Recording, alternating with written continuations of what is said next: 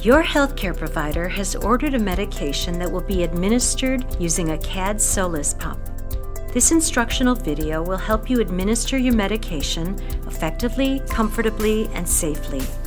To get started, remove the medication from the refrigerator at the time specified on your medication label.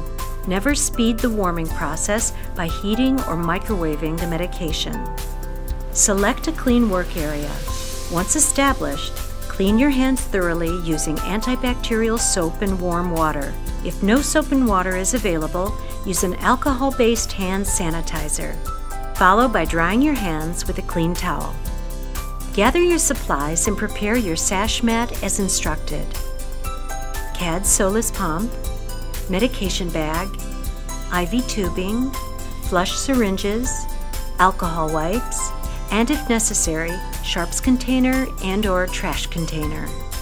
Inspect the medication bag, check the label, and verify. Correct name of patient and medication, volume, amount of medication, date of medication, amount of time needed to remove medication from the refrigerator to warm to room temperature. Next, prepare your flush syringes if you have been instructed to flush in between medication bags. Prior to using syringes, push firmly on the thumb press with the tip cap still on, just until you feel the plunger move. Expel air and excess solution by twisting off the tip cap and pushing the plunger forward. Push out extra solution to the amount instructed by your nurse. Finally, replace the syringe cap, being careful not to touch the tip of the syringe with your hand. If you touch it, you will need to start over with a clean syringe. Set aside the syringes until you are ready to use them. Repeat this step for all flush syringes needed for dose. You are now ready to prepare your IV medication. Remove the IV tubing from its package, then remove the blue clip from the bottom of the cassette.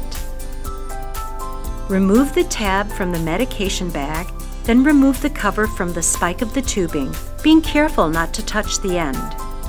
Lastly, spike the bag by pushing and twisting the end of the tubing into the bag port. Make sure the spike reaches the medication and does not puncture the bag. Next, change the batteries as directed. If using a rechargeable battery pack, follow the instructions provided by your nurse. Turn the knob counterclockwise to open the door. Remove the used batteries and discard as instructed. Then, insert the new batteries matching the positive and negative markings on the batteries with the corresponding markings on the pump. Insert one battery at a time.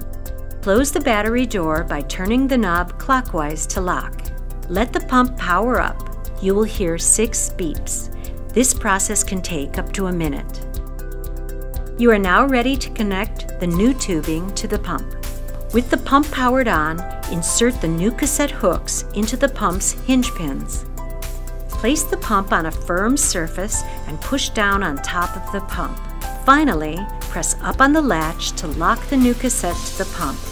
Ensure the latch is flush with the side of the pump. You are now ready to prime your IV tubing. When priming, make sure the tubing is not connected to the patient.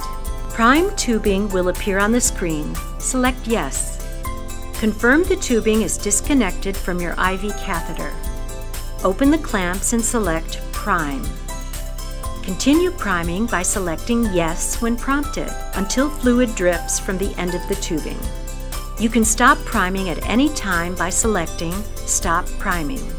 Reset reservoir volume will then appear on the screen. Select Yes.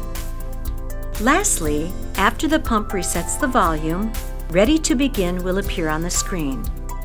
You are now ready to flush your IV line with saline.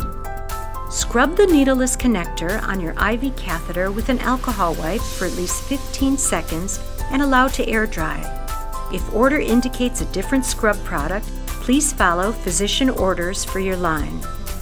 Once clean, do not allow the needleless connector to touch anything. Remove the protective cap from the saline flush syringe. Attach the saline flush syringe to the needleless connector using a push and clockwise twisting motion until secured together.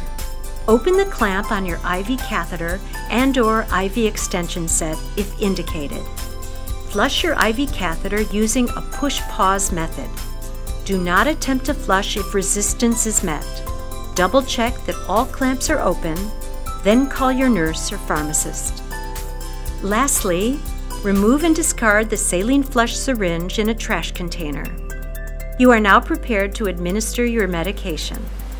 Scrub the needleless connector on your IV catheter with an alcohol wipe for at least 15 seconds and allow to air dry.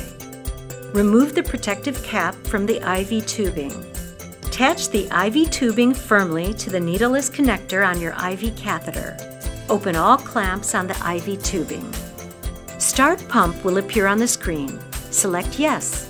The message in the status bar will change to a green running message. An infusion starting now appears briefly. You will know the pump is running when the green light is blinking. The infusion can be paused by pressing the stop-start key. To resume your infusion where you left off, press the stop-start key again. Your pump will alarm if you do not restart within a few minutes. When it is time to change the bag or you've been instructed to stop your infusion, stop the pump by pressing the stop-start key. When the screen reads Stop Pump, select Yes. Disconnect the IV tubing and discard all supplies as directed in a trash container. You are now ready to flush your IV line with saline again. Scrub the needleless connector on your IV catheter with an alcohol wipe for at least 15 seconds and allow to air dry. Remove the protective cap from the saline flush syringe. Attach the saline flush syringe to the needleless connector on your IV catheter. Flush your IV catheter using a push-pause method. Close the clamp on your IV catheter and/or extension set unless you have been instructed to flush with heparin. Lastly, remove and discard the saline flush syringe in a trash container. This will conclude your IV medication administration unless heparin has been ordered.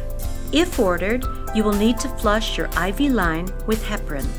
Scrub the needleless connector on your IV catheter with an alcohol wipe for at least 15 seconds and allow to air dry. Remove the protective cap from the heparin flush syringe. Attach the heparin flush syringe to the needleless connector on your IV catheter. Flush your IV catheter using a push-pause method. Close the clamp on your IV catheter and/or extension set if indicated. Lastly, remove and discard the heparin flush syringe in a trash container, thus concluding your IV medication administration. Here is a SASH procedure summary to ensure you are administering your IV medication effectively. Flush your IV with saline. Administer your medication as instructed by your nurse. Flush again with saline. Flush with heparin if prescribed. With each administration of IV medication, you will get more comfortable with the supplies and the steps. For any questions or concerns you might have, please contact our highly trained specialty nurses who will help you understand the basics of home infusion therapy and will answer any questions.